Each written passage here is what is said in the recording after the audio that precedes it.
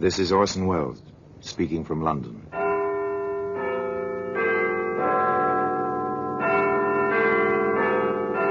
The Black Museum, a repository of death.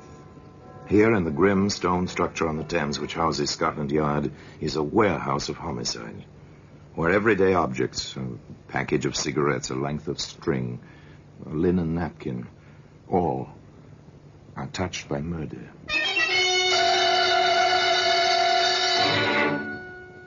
There's a Gladstone bag. It's a familiar object. Every railroad train carries several, inevitably useful, compact, and expandable. They always hold more than they seem. Perfect for vacations. Perfect also for... If you look inside, Inspector, just pry the two halves apart at one end, as I did. Yes, I see. Odd objects to have in a valise. Not if one had every intention of disposing of them, Inspector. Today, that Gladstone bag can be seen in the Black Museum.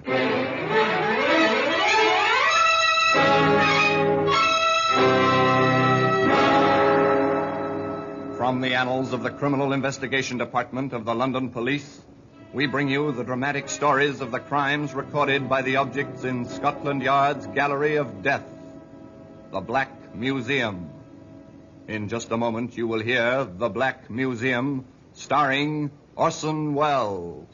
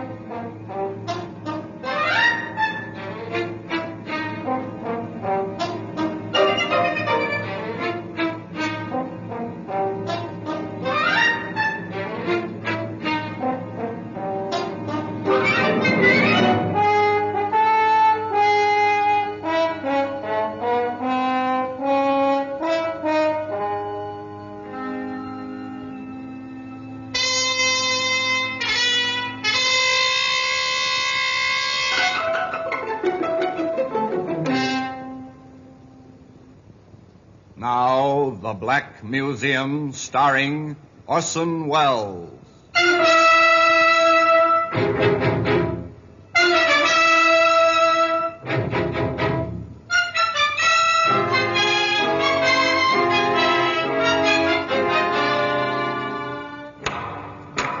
Well, here we are in the Black Museum, Scotland Yard's mausoleum of murder. There are times, as I open this door, that I feel the old familiar inscription should be carved on the lintel. Abandon hope, all ye who enter here. Yes, abandon hope of peaceful, quiet, dreamless sleep, for within this room is almost every instrument which ever has been used for the commission of the foul deed called murder. Yes, here lies death. No doubt about it. You feel it in the dull, oppressive atmosphere. You see it first marked calmly on the neatly lettered cards. So-and-so died by this instrument at the hands of so-and-so, dated, and so forth. Your glance passes to the thing itself. You almost feel the blood. Here's a camera. Ordinary tourist snapshot-taking camera. Yet within the blackness of this box, the film registered two faces. A third person saw a print. And from that recognition, 3 people died. One by a hangman's rope. Here's a briar pipe, well smoked, thoroughly discolored. A pleasure to a pipe smoker, but no pleasure to the man who inhaled hydrocyanic gas with his tobacco. Nor to the killer, trapped by the pipe itself. Here we are, the Gladstone bag. Piece of luggage for a man. It looks so commonplace, so much as if it belonged to a traveling salesman, not to Jim Hudson. Of course, in a way, Jim was a traveling salesman. He certainly had a sales talk. And he was quite successful at it. Sally, I've never seen you looking lovelier. Oh, Jimmy, you always do that. Do what, sweetheart? Say things like that, just when I want to pick a fight with you. That's one of the reasons I love you so much. Despite your wife and everything else. Everything else? That's what I wanted to fight with you about. Well, we just can't go on like this, Jimmy, darling. Why not? We're as happy as circumstances. Don't you see, Jimmy? A woman wants at least a snatch of domesticity, not just clandestine meetings with the clock ticking away her happiness in the background. It'll come, darling. It'll come. The girl was right, of course, from her point of view. Granted that the relationship between her and the man she loved was, well, outside the recognized bounds. Granted that they found each other when it seemed too late. Still, the girl was right. She wanted a certain sense of security, which can come to a woman only through the small things of making coffee in the morning while a man was shaving within earshot. And Sally James was the kind of girl who took action when she wanted something badly enough. Jim, what about the week we planned together for this spring? I probably could get away, darling, if we had a place to go. I have the place. Anyway, the ad about it. You are something, aren't you? Here, darling. I found this in the Sunday paper. Go on, read it. For rent. Bungalow. The Beaches. Pevensey Bay, Eastbourne. Reasonable by the week. You've got your heart set on this, haven't you, sweet? Can we do it? The week of April 12th. All right? All right. Oh, Jimmy, it'll be heaven down there by the sea.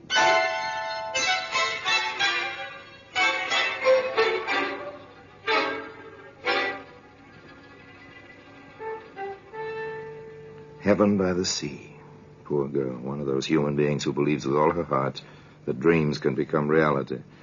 Perhaps it was just as well that Sally didn't see her Jim some 2 evenings later in a quiet little restaurant not more than 3 blocks from the place she'd given Jim a precious clipping. Rhoda, my darling, I've never seen you looking lovelier. Oh, come off it, Jimmy. That kind of romancing just isn't in my style. You're a woman, aren't you? Well, you ought to know, Jimmy boy. And how? Thanks. Look, Rhoda, I've taken a cottage at Pevensey Bay. Oh, how inconvenient to have to travel all that distance. Not for weekends, it isn't. Inconvenient. Well, the daring young man on the flying trapeze. Would you like weekends by the sea, Rhoda? Why not? Think it'd be fun.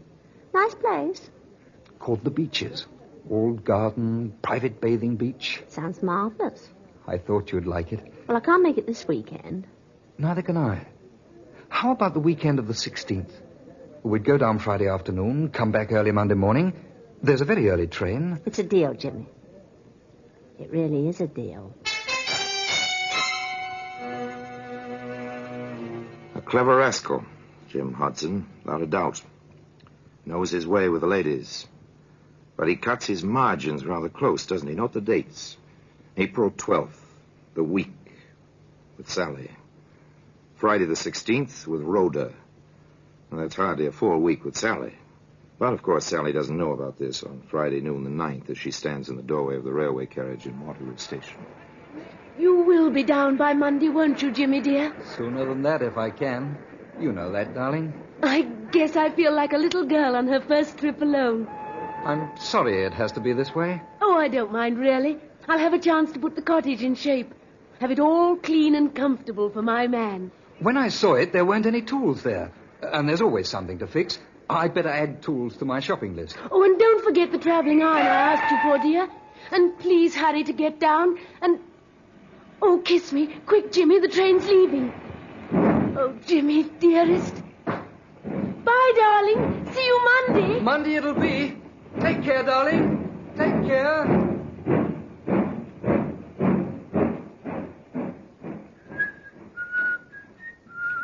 Watch him as he walks up the platform. The train is already disappearing from the track. Jim has his hands in his pockets. He's whistling merrily, a man with nothing on his mind except his love affair and the prospect of the week ahead. He leaves the station, walks up the street a ways, pauses before a hardware shop. What was it he added to his shopping list? Oh, yes, tools. He enters the shop. May I assist you, sir? Yes, I think you can. What do you wish? You've got some fine-looking knives in the window. May I see them? Any particular blade size, sir? I think, yes, the 10-inch carver will be about right. Very well, sir. There we are, sir. Best Sheffield steel, hollow ground, razor sharp, and guaranteed to hold temper. It will take very little honing to keep the edge, sir. Very efficient looking. Do you prefer the bone or the plastic handle? bone, I think. Very good, sir. Is there anything else? I think, yes, a small cross-cut saw. Small, about 18 inches. Perfect. Excellent quality, as you can hear. Good. Would you wrap them, please? Then that will be 6 and 4, sir. I'll just make up the slip. You'll have your package in a moment.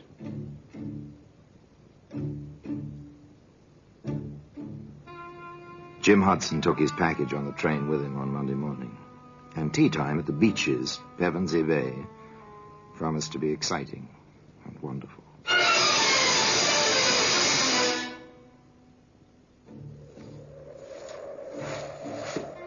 Isn't this wonderful, Jimmy? I discovered the parsons at the top of the cliff on Sunday. Oh, Jimmy, it's paradise. It is a nice view. And so alone, so private. This is our private view, darling. It's like a honeymoon. You are a sweet little thing, Sally. Very sweet. I know. When you call me sweet, you think of me as a child. But I love you as a woman, Jimmy. I know. Shall we go back now? It looks like it may kick up a storm. If you want to, darling. Whatever you want. Whatever he wants, Sally. But does he know what he wants, this man with a wife in London, you at the beaches, and still a third woman waiting to join him just 4 days from now? It's too bad the beach isn't sand. Oh, I don't know. Shale isn't bad. Funny about this place. Funny? How, darling? Do you remember the Doris Clark case? Who was she? She's the reason the beaches was available. I don't understand. She lived here. 2 men she knew came down. She was beaten, buried alive in the shale. The men hung. How horrible. They made a lot of mistakes, so they mightn't have been caught. People shy away from a house with that kind of a story. I don't care. We'll change its reputation then, with our love. Let's go inside, dear. It's getting chilly with the sun gone and the storm coming up. The storm came, the rain pounded on the roof, the wind lashed at the sea. And within the cottage called the Beaches, all was snug and warm. I love a fire in a fireplace. Don't you, Jimmy, darling? Yes, I suppose I do. Oh, Jim. Am I being too sticky? Sentimental? A trifle. What's wrong, Jimmy? You've been, well, far away today. Sally, let's face it.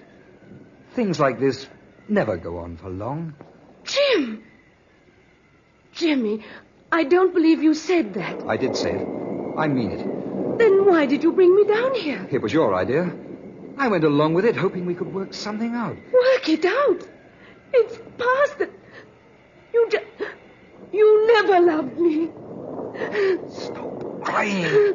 I can't stand crying. I ruined my life for you. Now you want to just forget about me. Stop it. Grow up. You can't be infantile forever. You want your cake and to have it too. You want your wife and other women. You won't. I won't let you. Stop it, Sally. I told you to stop it. Jim, no. No, I didn't mean it. I'll do whatever you want. I'll go away and never see you again. Jim, don't touch me. Jim, please. Jim. Jimmy.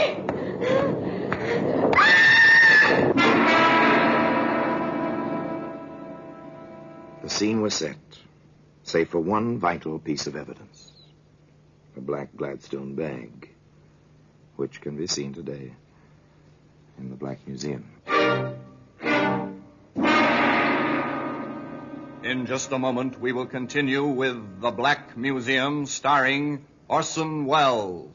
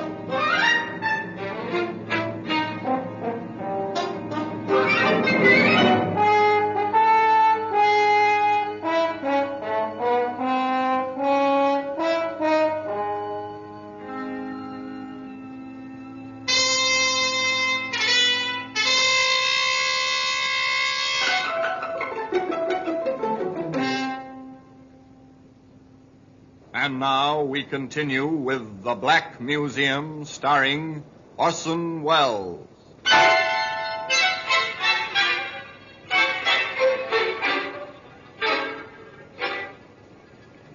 Friday, the 16th of April, dawned fine and clear.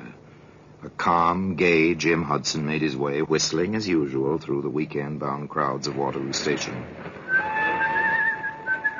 Well, here you are, my good man. Glad you think I'm a good man. I think you are. By Monday morning, I'll know. Then let's make that train, baby. Pevensey Bay on number 7.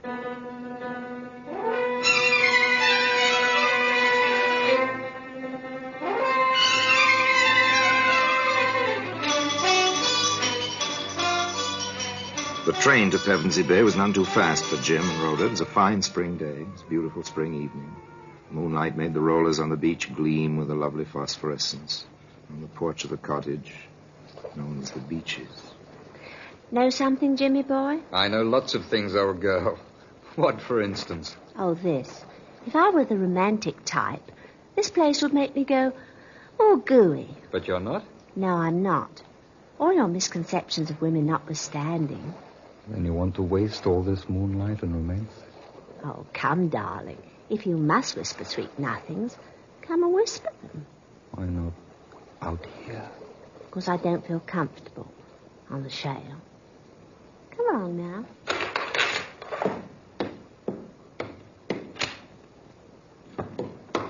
Always let the woman have her way, particularly after she's cooked a beautiful dinner. Here now.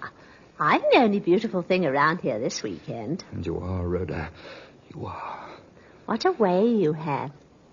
In here, darling? No, not in there. It's a spare room, not made up. I want to see it. Oh, nothing in there. Are you going to deny me anything, darling? It's locked. Oh, Jimmy. No. Say, what are you? Bluebeard or something? Maybe I am.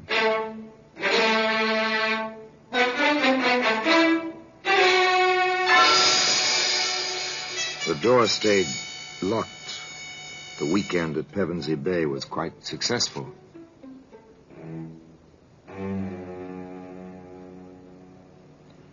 But now, the scene changes to a London street lined with somewhat shabby buildings, which house somewhat shabby offices. Into one of those buildings, a woman hurries almost furtively. She climbs the stairs, one flight, walks into an office, door of which announces in gold lettering, Cross Detective Agency.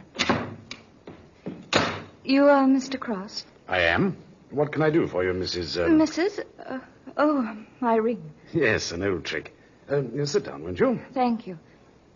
My name is Lillian Hudson, Mrs. Lillian Hudson. I see. Well, how can I help you? I want some information on my husband, James Hudson. Go on, please. I saw your advertisement. Were you formerly with Scotland Yard? I was. Advancement seems slow. I'm working for myself now. Yes. Well, I have reason to believe that my husband has been, seeing other women. And you want me to get the evidence? I think so. A divorce action? Perhaps it depends on the results. And you want to stay in the background? For the present. Oh, have you anything on which I can start? An address? A lead of any kind? I have this. A baggage check. Waterloo Station baggage storage. Stamp 10 a.m., Friday, April 16th. An innocent bit of pasteboard. Where did you get this, Mrs. Hudson? I took one of my husband's suits to the cleaner. This was in a pocket. The cleaner gave it to me. Oh, and why should this mean anything? Because Jim, my husband, was away the entire week of the 12th until the morning of the 19th. It came to me, if he had told the truth, how could he have checked something at Waterloo on the 16th if he were out of town all that week? Yes, an interesting observation, Mrs. Hudson. Well, suppose I go over to Waterloo Station and pick up whatever was checked there. Oh, and sorry to mention this, but it is customary to have a retainer, you know. Private Detective Cross, once of Scotland Yard, went on over to Waterloo Station and presented the baggage check. A short while later, he arrived in the office of Inspector Henley at the yard. Oh, yes, Cross. I remember you now. Ah, thank you, Inspector. You were with us once, weren't you? Yes, sir. You know, there are times, Cross, when I wish I had the gumption to strike out on my own. Too late now, however. And there are times, Inspector, when I wish I'd stayed on here. However... Yes, to each his own, and the grass is always greener, and so on. Well, Sergeant Anderson said you wanted to show me something. Oh, yeah, this, sir. This Gladstone bag. Looks perfectly normal. Locked, I see. Yes, if you look inside, Inspector, just pry the two halves apart at one end, as I did. Yes, I see. Odd objects to have in a valise. Not if one had every intention of disposing of them, Inspector. You're probably right about that. Seems like some silk or something. And badly stained. If I were a gambling man, I'd give 10 to 1 the stains are blood, sir. And it wouldn't be much of a gamble. Any ideas on what the metal objects are? Well, I flashed my penlight in there, sir. One is a carving knife, and the other is a carpenter's saw. I see. How did you come into possession of this bag, Cross? Mrs. Hudson found the check for it in her husband's pocket. She says the cleaner found it. I doubt that. Divorce action, I assume. Correct, sir. I understand. Well, my suggestion is this. We'll give you another stub. Give it to Mrs. Hudson and have her place it in her husband's pocket. When he comes back for the bag, we'll have a man ready to pick him up. It seems to me this little matter bears further investigation. So simple, so quietly effective. Just place a check for baggage in a man's pocket. When he comes to claim his Gladstone bag. Yes, sir? Oh, here's my check. It's a brown Gladstone. Left it 3 days ago. Just a moment, sir. Sergeant Anderson, sir. Yes? It's the check you've been waiting for, that fella there, whistling. Thank you. Give him the bag. I'll speak to him. Yes, that's my bag. Oh, that'll be 2 and 6, sir, for overtime storage. Oh, here we are. Thank you, sir. Glad to oblige. Excuse me, sir. You James Hudson? That's right. Who are you? Sergeant Anderson, Scotland Yard. My credentials. If you would be good enough to come with me. What for? Inspector Henley would like to see you. He's waiting at the police station just a block or two from the station here. Well, I've got my bag here. Couldn't it wait tomorrow, or... That's all right, Mr. Hudson. I'll carry your bag.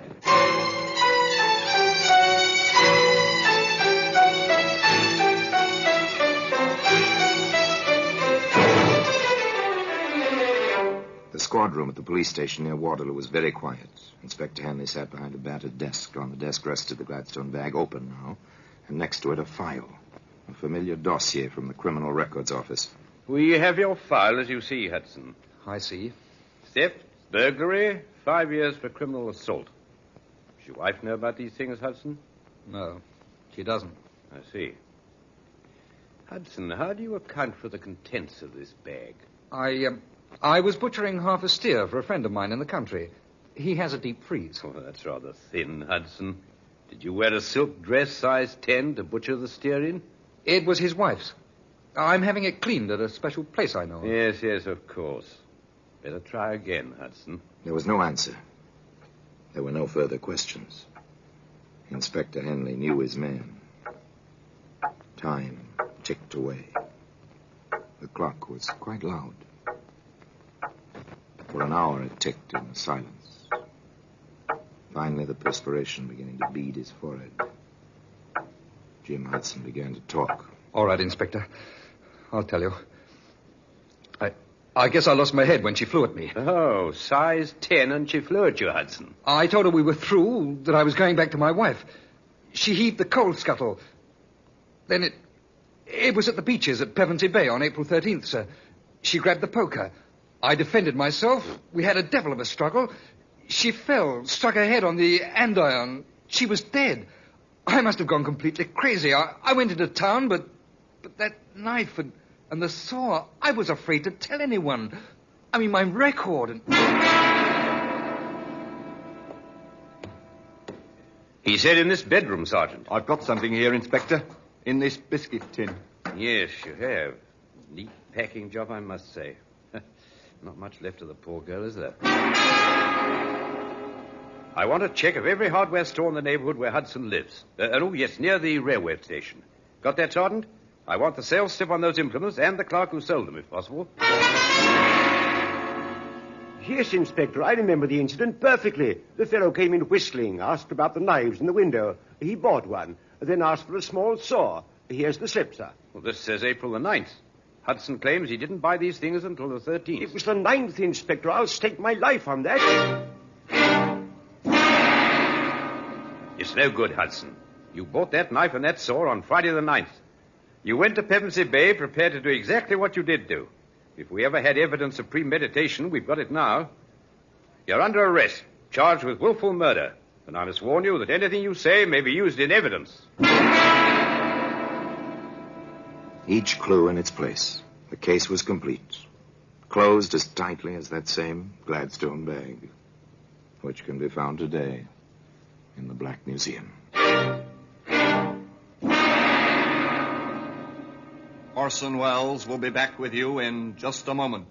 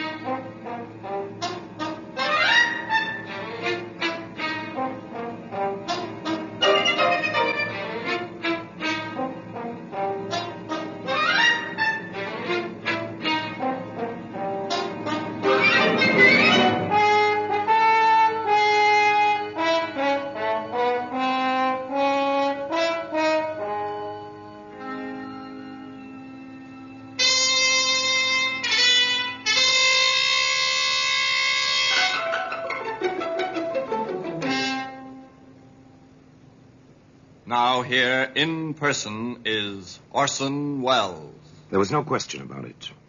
Jim Hudson, despite his claim, the usual claim of accidental death, was convicted of homicide and sentenced to the brief but final walk at 8 o'clock one winter morning. On the scaffold, his feet bound, the white hood already in its place over his head, the rope with its knot of 13 coils around his neck, Jim Hudson lunged forward, trying to escape the trap. The executioner pulled the lever, the trap fell. Jim was pulled backward, striking his head against the wooden flooring. He may have died before the rope had its customary effect. However, the Gladstone bag is still to be found in its customary place in Scotland Yard, in the Black Museum. Till we meet again next time, in the same place, and I tell you another story about the Black Museum, I remain, as always, obediently yours.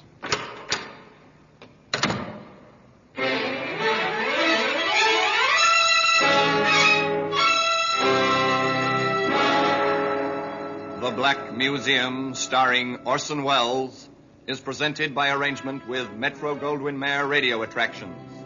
The program is written by Ara Marion, with original music composed and conducted by Sidney Torch.